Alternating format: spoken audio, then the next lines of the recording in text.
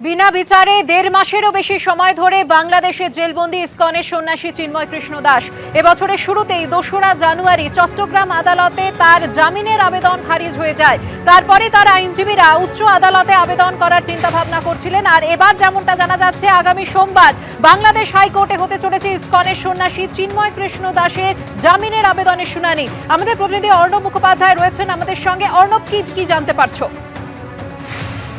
দেখো, যেমনটা এখনো অব্দি জানা যাচ্ছে যে আগামী সোমবার বাংলাদেশের যে হাইকোর্ট রয়েছে সেখানে চিন্ময় কৃষ্ণ দাস তার জামিনের মামলার শুনানি হবে। এর আগে আমরা দেখেছি যে লোয়ার কোর্টে তার জামিন রিজেক্ট করা হয়েছে এবং সেক্ষেত্রে পুলিশের যেটা বক্তব্য ছিল যে তিনি যে রাষ্ট্রদ্রোহিতা করেইছেন, তার কারণ যে পতাকা টাঙানো হয়েছিল বাংলাদেশের পতাকার উপরে, গৈরিক পতাকা টাঙানো হয়েছিল এবং তার পাশাপাশি তার বিরুদ্ধে অভিযোগ যে তিনি উস্কানিমূলক বক্তব্য রেখেছেন। শুধু তাই নয়, পুলিশ যেটা তার হলফনামায় যেটা বলেছে যে পুলিশের পক্ষ থেকে যে চিন্ময় কৃষ্ণ দাস তিনি স্বীকার করেছেন যে তিনি উস্কানিমূলক বক্তব্য রাখেন।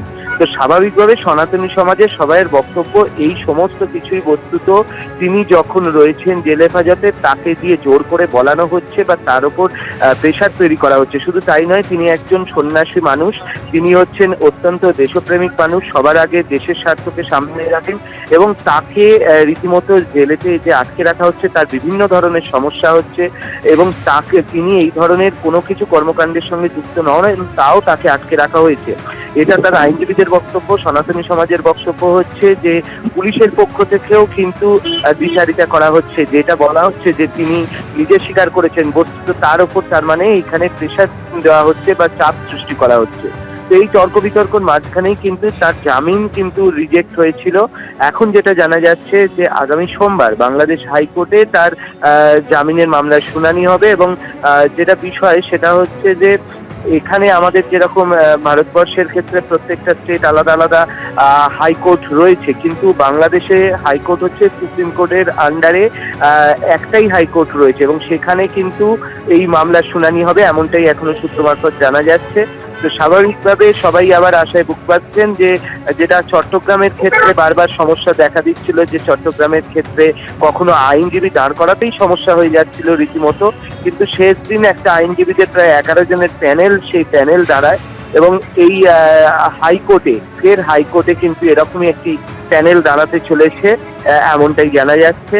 এখন দেখার যে সোমবার দিন সে বাংলাদেশ হাইকোর্ট থেকে চিন্ময় কৃষ্ণ প্রভুর আদৌ জামিন হয় না, সেখানে সরকার পক্ষ ফের নতুন কোনো বক্তব্য পেশ করেন এবং তাকে আটকে রাখার চেয়ে কোনো কারণ দেখান, সেগুলো এখন দেখার রয়েছে। কিন্তু সনাতনী সমাজ যারা রয়েছেন তারা কিন্তু আশাবাদী যে সোমবার দিন অন্তত তাদের আইনজীবীরা, চিন্ময় কৃষ্ণ প্রভুর যারা আইনজীবীরা রয়েছেন তারা আদালতে দাঁড়িয়ে চিন্ময় কৃষ্ণ প্রভুর জামিনের পক্ষে জোরদার সওয়াল করবেন।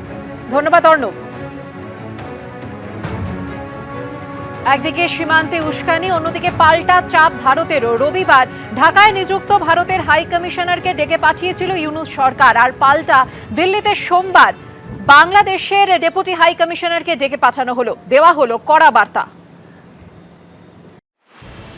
যে ভারতের সহযোগিতায় আজ বাংলাদেশ স্বাধীন রাষ্ট্র, সেই কৃতজ্ঞতা ভুলে সীমান্তে লাগাতার উস্কানি। বিভিন্ন জায়গায় সীমান্তে কাঁটাতারের ফেন্সিং দিতে বর্ডার গার্ড বাংলাদেশ বা বিজিবির বাধা। উত্তপ্ত এই পরিস্থিতির মধ্যেই রবিবার ঢাকায় নিযুক্ত ভারতীয় হাই কমিশনারকে ডেকে পাঠিয়েছিল ইউনূস সরকার। সোমবার পাল্টা দিল্লিতে বাংলাদেশের ডেপুটি হাই কমিশনারকে ডেকে কড়া বার্তা দিল বিদেশ মন্ত্রক। এদিন দুপুর 2টায় সাউথ ব্লকে ডেকে পাঠানো হয় বাংলাদেশের ডেপুটি হাই কমিশনার নুরুল ইসলামকে। সূত্রের খবর, বাংলাদেশের ডেপুটি হাই কমিশনারকে জানানো হয় কাঁটাতার ইস্যু সহ সীমান্তে নিরাপত্তা বিষয়ক দুই দেশের মধ্যে এবং দুই দেশের সীমান্তরক্ষী বাহিনীর মধ্যে যে চুক্তি রয়েছে সেই প্রোটোকল মেনে চলছে ভারত সরকার। সীমান্তে অপরাধমূলক কার্যকলাপ, চোরাচালান, দুষ্কৃতীদের যাতায়াত ও পাচার রুখতে বদ্ধপরিকর ভারত। সীমান্ত সুরক্ষিত করতেই কাঁটাতারের বেড়া, সীমান্তে আলো লাগানো, টেকনিক্যাল ডিভাইসের ব্যবহার করা হচ্ছে। বর্ডারে সমস্ত রকম অপরাধমূলক কাজের মোকাবিলায় বাংলাদেশ সহযোগিতামূলক দৃষ্টিভঙ্গি গ্রহণ করবে বলে এই দেশ আশাবাদী। ভারত সাধারণত কোনো মশা মাছিকে হিট করে না।